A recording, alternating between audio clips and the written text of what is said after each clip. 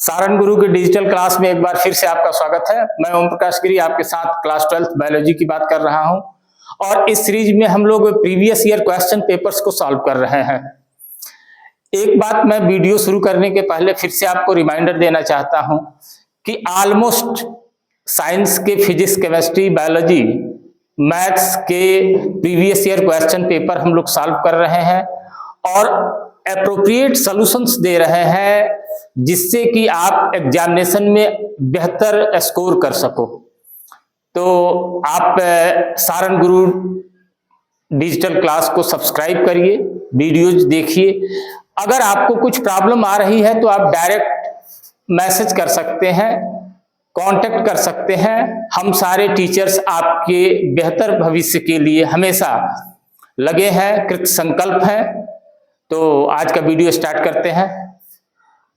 First segment में हमने first 35 questions attempt किए थे। आज से नेक्स्ट 36 से शुरू कर रहे हैं। पहला क्वेश्चन क्या है? आवृत बीजी पौधों के भ्रूणकोश में गुणसूत्रों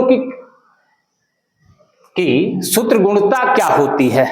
तो सामान्य कंडीशन में हम जानते हैं कि n और 2n का कॉन्सेप्ट है। हैप्लॉयड एंड डिप्लॉयड की हम बात करते हैं सामान्य स्ट्रक्चर में। आवृत बीज पौधों में जब सामान्य स्थिति होगी तो उसमें डिप्लॉयड कंडीशन होगी, द्विगुणित होगी। लेकिन क्या पूछा जा रहा है? भ्रूणकोश पूछा जा रहा है। वो एक स्पेशल केस है, उसके लिए मैं एक अलग से वीडियो फिर बनाऊंगा जहां पर कि डबल फर्टिलाइजेशन होता है और उसी डबल फर्टिलाइजेशन के क्रम में ट्रिपल फ्यूजन होता है। तो भ्रूणकोश की जो कंडीशन होती है 3n की होती है। हम आंसर बी के साथ जा रहे हैं। नेक्स्ट क्वेश्चन 37, मानव युग्मकों में गुणसूत्रों की संख्या कितनी होती है? बड़ा आसान क्वेश्चन है, एक अटेम्प्ट में आप कर लोगे। जान रहे हैं कि 46 नंबर ऑफ क्रोमोसोम्स होते हैं सामान्य स्थिति में, डिप्लॉयड कंडीशन होती है, लेकिन युग्मक की बात पूछी जा रही है। तब जब गैमेट्स बनते हैं तो गैमेट्स की कंडीशन क्या हो जाएगी? 23 हो जाएगी। और यही gametes at the time of the sexual reproduction जब फ्यूजन होता है, इनका फर्टिलाइजेशन होता है, तो फिर अपना ओरिजिनल नंबर रीगेन कर लेते हैं। ओके, नेक्स्ट, नील हरित शैवाल ब्लू ग्रीन एल्गी किस क्षेत्र के लिए उपयोगी जैव उर्वरक है? तो ब्लू ग्रीन एल्गी के डेवलपमेंट के लिए क्या चाहिए? कंडीशंस देखिए। ऑप्शन खोजने के पहले हमको क्वेश्चन को समझ। तो ब्लू ग्रीन एल्गी के डेवलपमेंट के लिए हमको वाटर चाहिए और जहां पर वाटर लॉगिंग होगी वहां पर ये बेहतर होंगे। तो हमारे बी, सी और डी ऑप्शन हो सकते हैं। इसमें से हमारा करेक्ट आंसर जो होगा वो है सी, चावल। चावल के खेतों में ब्लू ग्रीन एल्गी ग्रो कराए जाते हैं जिनसे कि फर्टिलाइजर अवेलेबल हो जाता है ऑर्गेनिक मेथड से। कॉपर टी किसे रोकता है? किस प्रोसेस को रोकता है? तो क्या है? अंडे की परिपक्वता, निषेचन, अंडोत्सर्ग, ए और सी दोनों।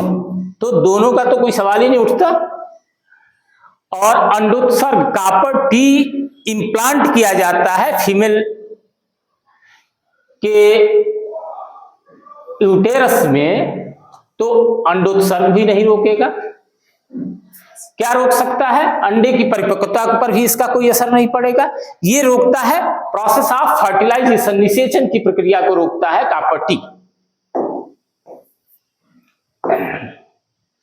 कॉपर टी निषेचन की प्रक्रिया को रोकता है। बहुत आसान क्वेश्चन आ रहा है। रेट्रोवायरस निम्न में से किस बीमारी का रोग जनक है? रेट्रोवायरस। तो रेट्रोवायरस का फंक्शन क्या होता है? ये रिवर्स फंक्शन करना शुरू कर देता है। किसी भी होस्ट सेल में अगर एंटर करता है तो वो करता क्या है कि उसकी जेनेटिक स्ट्रक्चर को कैप्चर करता है और अपना इंपैक्ट डालता है, अपने अकॉर्डिंग फंक्शन कराता है। तो ये कंडीशन किस केस में आता है? तो ये आता है सिफिलिस के केस में, एड्स के केस में। मैं ऑप्शन सी के साथ जाएंगे। मलेरिया और सिफिलिस में कोई लेना देना नहीं है इसका। ये है एड्स। ये थोड़ा सा टेक्निकल वर्ड लग रहा है। वननिस्थाने संरक्षण का उदाहरण है। तो हम लोगों ने संरक्षण कंजर्वेशन के बारे में पढ़ा था, तो उसमें हम एक्स सीटू और इन सीटू की बात करते हैं।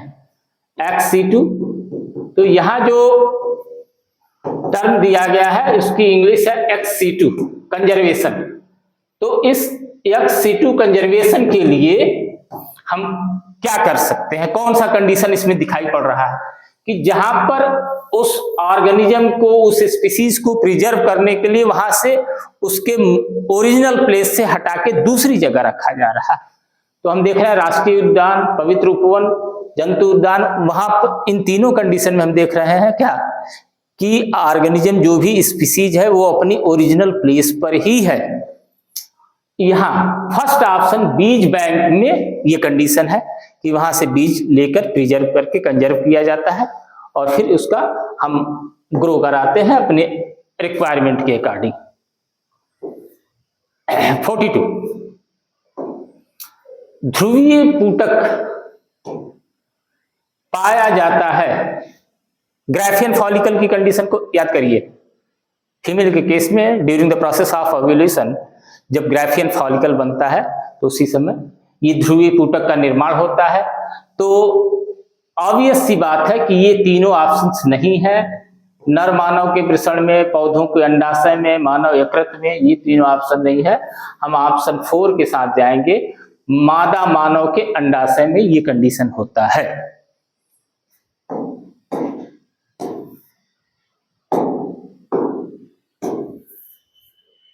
जलमग्न पौधों में रंध्र होते हैं। भाई हमने पढ़ा है पौधों में stomata, that is the structure of stomata. तो प्रोसेस ऑफ ट्रांसफरेशन के लिए ये यूज होता है। लेकिन कंडीशन क्या है, जलमग्न, इमर्ज्ड, जो सबमर्ज्ड है, पानी के अंदर है पौधे, उनमें स्टोमेटा की कंडीशन क्या होगी। दोनों सतहों पर भरपूर, ऊपरी सतह पर, किसी भी सतह पर नहीं होते, निचली सतह पर। तो क्या ऑप्शन हो सकता है, जो सबमर्ज प्लांट होते हैं उनमें स्टोमेटा किसी भी लेयर पर, सरफेस पर नहीं पाया जाता है। Option C.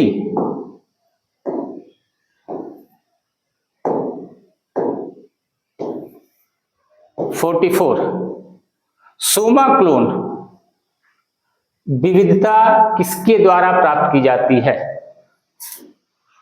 Soma clone, Soma समझ रहे हैं, सोमैटिक बॉडी, सोमैटिक बॉडी और इसका क्लोन होना है।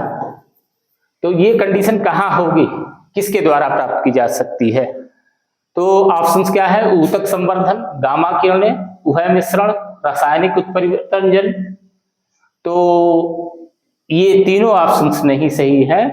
ये पहला ऑप्शन क्या है, ऊतक संवर्धन, टिश्यू कल्चर के केस में क्लोन मिलेगा, क्योंकि वहां पर कैलस को निकालते हैं और कैलस को हम डेवलप कराते हैं। उसका जो भी स्ट्रक्चर होगा, जेनेटिक स्ट्रक्चर, वो इंपैक्ट नहीं होता है उस पर, वो एज इट हो जाता है। तो सोमा क्लोन की कंडीशन ऊतक संवर्धन के द्वारा प्राप्त की जाती है। बहुत आसान और इंटरेस्टेड क्वेश्चन है। रानू मधुमक्खी निषेचित अंडे से उत्पन्न होती है तथा इनका लार्वा खाता है। जब during the process of fertilization जब होता है हनी बीज में, तो उनका जो वेरिएशन होता है, जो क्वीन बनती है, ड्रोन बनते हैं, तो आखिर ये डिफरेंसेज आता कहां से है, तो उनके न्यूट्रिएंट से आता है। और इसमें ऑप्शंस क्या मिल रहा है, शहद, शहद तो खाना ही है, पराग ये नहीं खाते, सूक्ष्म जीव को नहीं खाते, रॉयल जेली, जो भी जिसका भी फीडिंग रॉयल जेली पे होता है तो वो रानी मधुमक्खी बनती है। ये याद करिएगा, रानी मधुमक्खी के लिए शुरू से ही खाने पीने की व्यवस्था भी बड़ी दुरुस्त दी जाती है। कुक्कुट चेचक, चेचक का नाम आ गया का कारण है जीवाणु, फंगी परजीवी, विषाणु, अंतः परजीवी। तो जहां भी चेचक का नाम आएगा तो चेचक का कोरिलेशन कहां से होता है, तो वायरस के साथ होता है, विषाणु के साथ है। ठीक है, दूसरा कोई ऑप्शन इसके लिए सही नहीं होगा। ये 2023 के क्वेश्चन पेपर को हम लोग सॉल्व कर रहे हैं। पहले 35 क्वेश्चन पहले सॉल्व कर चुके हैं और लास्ट हम एंड कर रहे हैं यहाँ पर। स्वबहुगुणता कृत्रिम रूप से प्रेरित की जा सकती है, सेल्फ।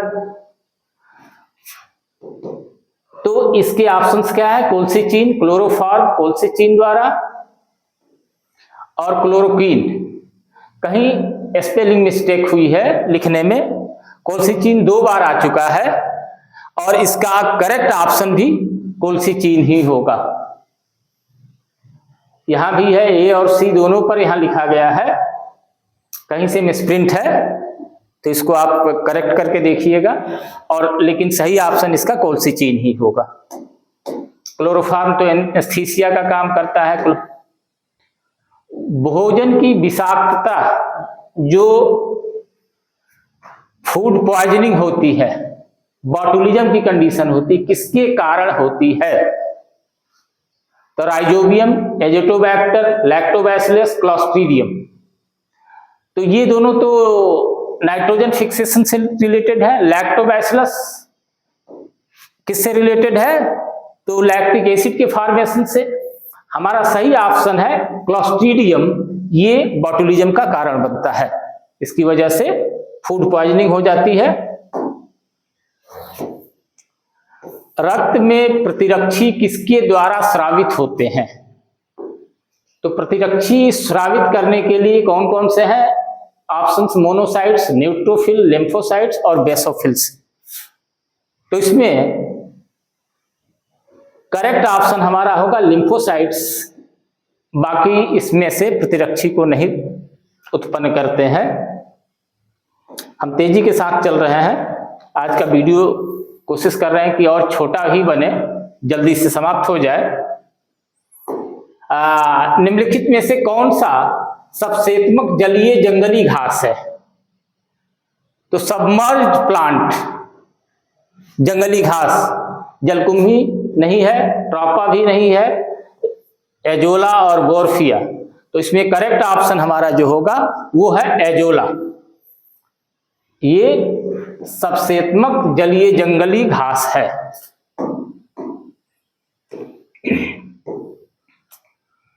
फूड संक्रमण क्या है? वही ये क्वेश्चन एक तरह से कहिए कि तो रिपीट हो रहा है। बॉटुलिज्म के लोग बात किए तो उसी से मिलता जुलता है। ये सिफिलिस एसटीडी है। टेटनस हम जान रहे हैं कि जब कटता पिटता है तब होता है।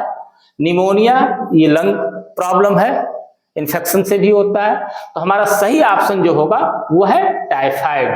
ये फूड संक्रमण होता है। इसको एक चीज आप और टर्म दे सकते हैं, फूड बॉर्न डिजीज, जो फूड की वजह से फैलते हैं, उस कैटेगरी में आता है। ये एक बड़ा इंटरेस्टिंग क्वेश्चन है। EcoR1 प्रतिबंधित एंजाइम डीएनए के किस अनुक्रम को काटता है?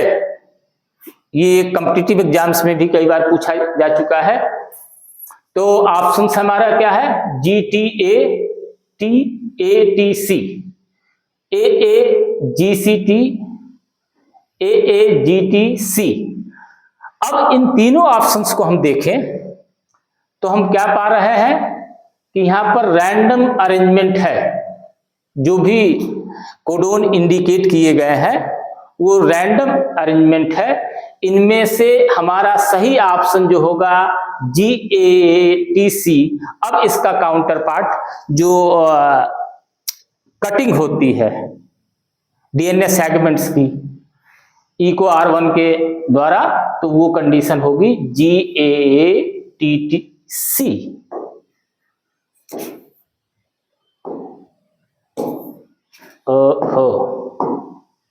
क्वेश्चन 53, आर्थोट्रोपस पढ़ा होगा आपने। एंट्रोपस, आर्थोट्रोपस कंडीशन बियॉन्ड निम्नलिखित में से किसमें पाया जाता है? तो आर्थोट्रोपस का इसमें एग्जाम्पल क्या होगा? Polygonum, Pisum sativum, Solanum nigrum, Helianthus annuus. तो इन चारों में ऑप्शन हमारा सही होगा सोलेनम नाइग्रम। सोलेनम फैमिली में आर्थोट्रोपस टाइप के बीजांड पाए जाते हैं। एम्ब्रियो सैक जो बनता है वो ऑर्थोट्रॉपस होता है।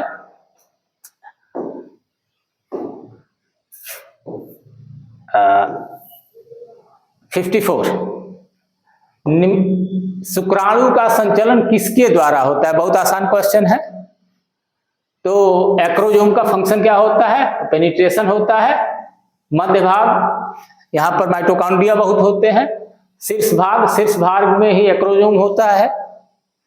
इसका करेक्ट आंसर क्या होगा? पूंछ, tail, that is responsible for the movement of sperms.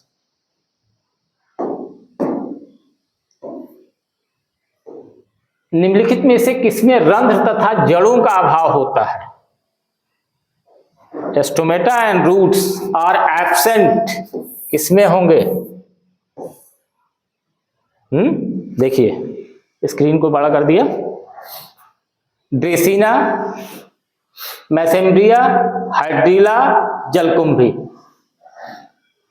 तो इन कंडीशन में ड्रेसिना और मैसेम्ब्रिया है ही नहीं, जलकुंभी में भी जड़ हो।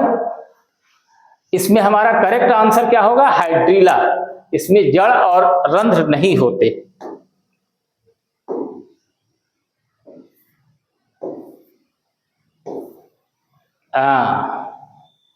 ये देखिए, मृदु जलीय तालाब में उर्वरक डाले जाने से क्या होता है? जब फर्टिलाइजर्स की मात्रा किसी पॉन्ड में पड़ती है तो उसका इंपैक्ट क्या होगा? जलीय जंतुओं में वृद्धि, मछलियों की आबादी में कमी, जलीय पौधों की मृत्यु, सुपोषण। तो देखने से तो कहानी लग रही है कि उर्वरक डालने से सुपोषण होगा, लेकिन बिल्कुल नहीं।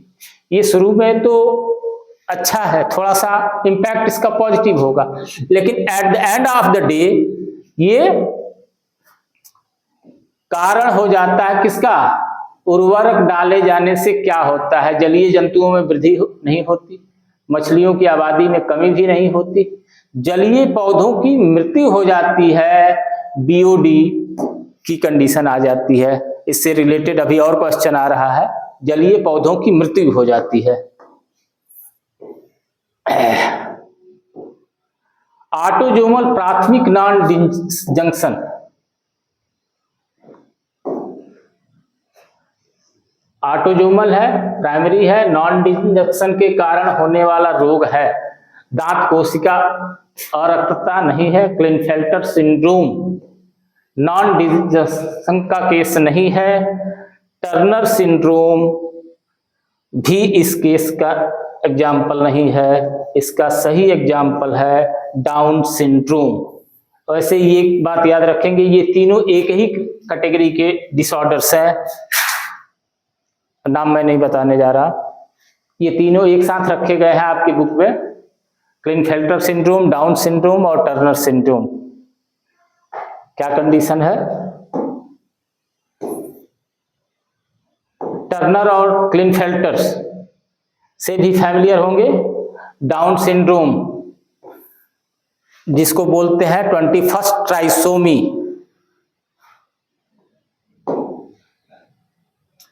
द्विसंकरण परीक्षण, संकरण अनुपात क्या है? जब डाइहाइब्रिड टेस्ट करते हैं और क्रॉस कराते हैं तो उस कंडीशन में रेशियो क्या मिलेगा प्रोजेनिज का? 1:1, कोई सवाल ही नहीं उठता। 7:1:7, 1:1:1:1। इस ऑप्शन के साथ हम जा रहे हैं, ये भी सही नहीं है। जब हम डाइहाइब्रिड क्रॉस कराते हैं, टेस्ट क्रॉस, तो टेस्ट क्रॉस, गौर करना, डाइहाइब्रिड टेस्ट क्रॉस तब की कंडीशन पूछी जा रही है जहां पर कि रिसेसिव पेरेंट को लिया जाता है टेस्ट क्रॉस के लिए। नेक्स्ट क्वेश्चन पूछ रहा है, पानी में ई कोलाई की उच्च मात्रा संकेतक है। ई कोलाई अगर बढ़ रहे हैं कहीं भी वाटर बॉडीज में तो क्या इंडिकेट कर रहा है?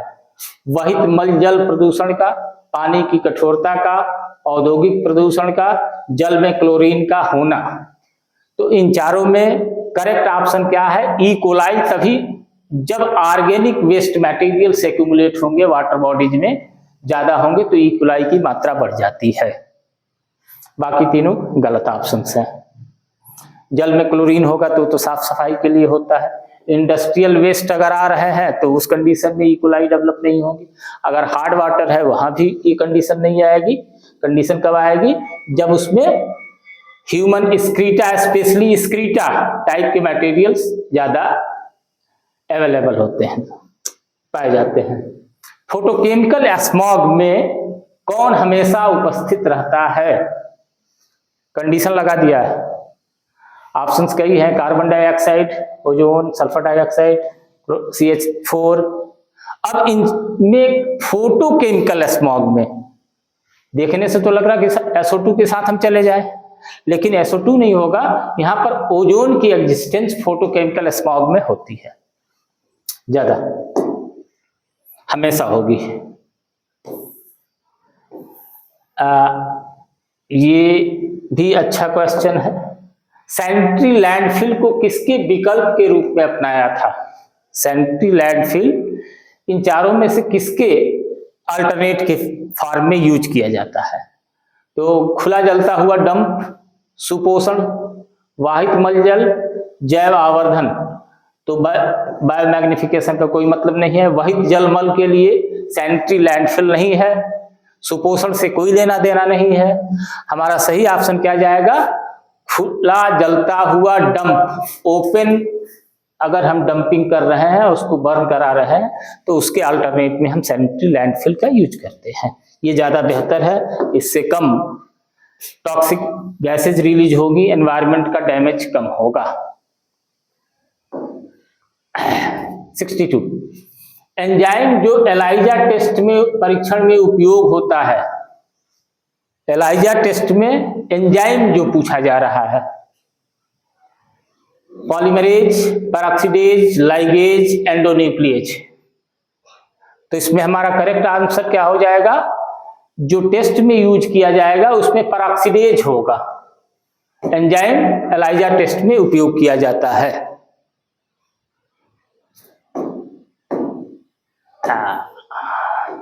63 ये अच्छा एक क्वेश्चन है। एक ट्यूमर उत्प्रेरक प्रोटीन जिसका व्यावसायिक रूप से परजीवी पौधों के उत्पादन किया जाता है, ये क्वेश्चन आपको कहां इंडिकेट कर रहा है? परजीवी पौधों के उत्पादन में उपयोग किया जाता है, जिसमें कि व्यावसायिक उपयोग किया गया, जिसमें कि उसमें पौधे में दूसरे इंसेक्ट्स को मारने की क्षमता हो। बायोटेक्नोलॉजी का क्वेश्चन है। क्या ऑप्शंस हैं? Bacillus thuringiensis, Agrobacterium tumefaciens, Streptococcus aureus, E coli. तो क्या लग रहा है? इसमें हम ऑप्शन बी के साथ जाएंगे। एग्रोबैक्टीरियम ट्यूमेफेसियंस एक ट्यूमर उत्प्रेरक है जिसका की उपयोग किया जाता है।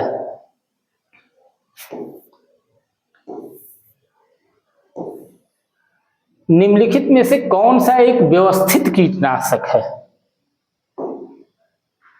अब इसमें कीटनाशक तो सब है, लेकिन यहां व्यवस्थित कंडीशन लगा दी गई है। Aldrin, Furadan, malathion, parathion. तो मेलाथियन, पैराथियन ये दोनों बहुत पॉपुलर कीटनाशक हैं, लेकिन कह रहा है व्यवस्थित कीटनाशक। तो इसमें ऑप्शन ए के साथ जाएंगे, एल्ड्रीन, दैट इज द व्यवस्थित अरेंज इंसेक्टिसाइड नाम आता है। क्वेश्चन नंबर 65 पर आ गए। ग्लूकोज को अल्कोहल में बदलने के लिए यूज वाला एंजाइम है। ग्लूकोज को कहां बदला जा रहा है? अल्कोहल में।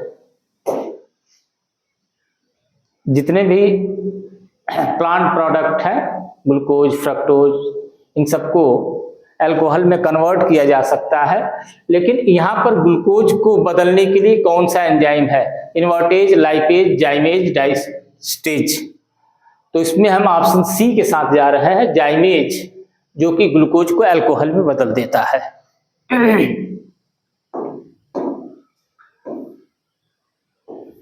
66 अवशिष्ट जल के बीओडी बायोलॉजिकल ऑक्सीजन डिमांड का अनुमान किसकी मात्रा को माप कर लाया जा सकता है?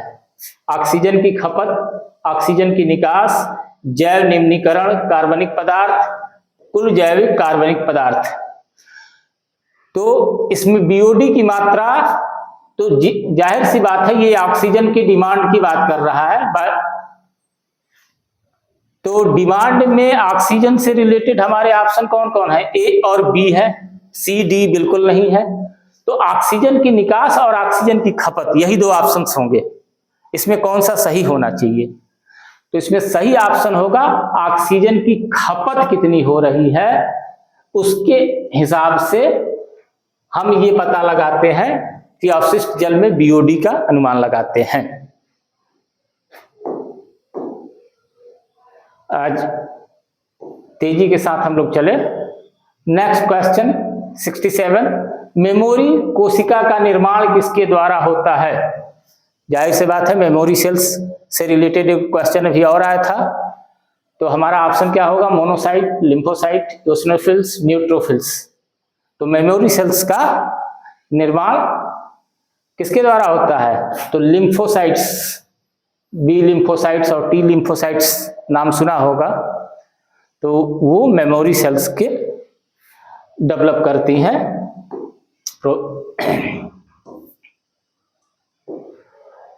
68, निम्नलिखित में से कौन सी आनुवंशिक बीमारी नहीं है? जेनेटिक डिसऑर्डर कौन सा नहीं है?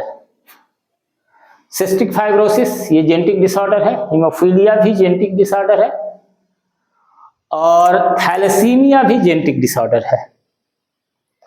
क्रेटिनिज्म ये कौन सी डिसऑर्डर में आता है? ये हार्मोन एंजाइम्स कहीं से न कहीं से, ये बेसिकली क्लास 11 से ज्यादा रिलेटेड है क्वेश्चन। ये तीनों तो आपको 12th में पढ़ने हैं, लेकिन ये क्लास 11 में आपने पढ़ा होगा जहां हार्मोन्स आपने पढ़ा था।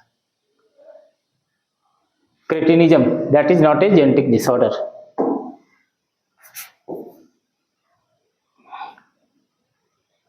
हाँ, निम्नलिखित में से किस समूह में अगुणित पादप शरीर होता है?